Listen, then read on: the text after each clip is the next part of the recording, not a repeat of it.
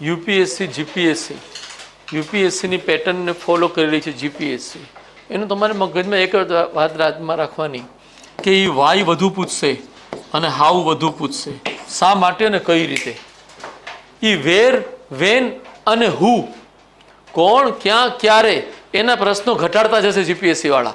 ડીવાયએસઓની અંદર પણ તમે જોશો વેર, વેન અને હુ જે 5 દિવસ પહેલા લેવાની એ ઓછા પ્રશ્નો આવ્યા છે અને વાય, હાઉના એટલા બધા પ્રશ્ન ભર દીધા છે.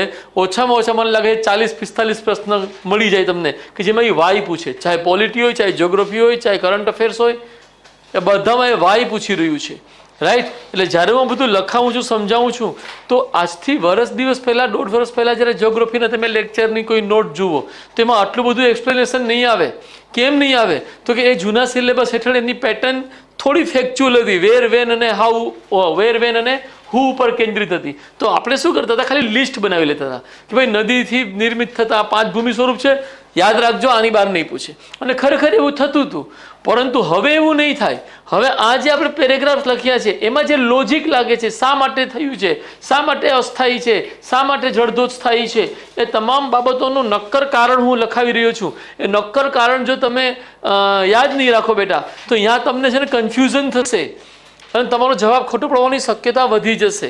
જેમ કે મેં એક વાક્ય લખ્યું, દ્વીપકલ્પી ભારતમાં સર્પાકાર વહન, નદીઓ સર્પાકાર વહન માર્ગથી ચાલતી નથી. લોકો એક સ્ટેટમેન્ટ બનાવી દેશે અને પછી સ્ટેટમેન્ટ પાછું આવું બનાવશે, ગોદાવરી નદી સર્પાકાર વહન માર્ગ બનાવતી નથી. પછી નીચે એક ઓર સ્ટેટમેન્ટ આપશે, દ્વીપકલ્પી ભારત અગ્નિકૃત ખડકો ધરાવે છે.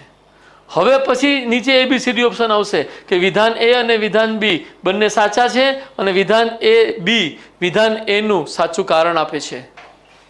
એને કાર્યકારણ સંબંધ આધારિત પ્રશ્ન કહેવાય.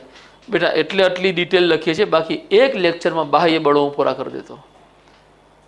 સમજાણું? ઘસારણનું કાર્ય અને પછી 5 ચિત્ર. 5 ચિત્રમાં ઓલા જેમ આપણે નદીનું જે ચિત્ર બનાવ્યું હતું ને, બસ એમાં ખાલી હું મુદ્દા લખાવી દઉં, કહી દેતો હતો કે આટલું યાદ કરી લ્યો, જિંદગી તરી જશો. હવે તમારા માટે આવું વાક્ય બોલી શકાશે એમ નહીં. કારણ કે લોકોએ પોતાના પ્રશ્નોની પેટર્ન બદલી છે. અને બેટા જેમ સમય જશે આ પેટર્ન વધુ ટફ બનતી જશે. એટલે તમારે જો સિલેક્ટ થવું હોય તો અત્યારે જ બધી મહેનત કરી લ્યો. જેટલા વહેલા સિલેક્ટ થશો એટલા સહેલા પેપર આવશે.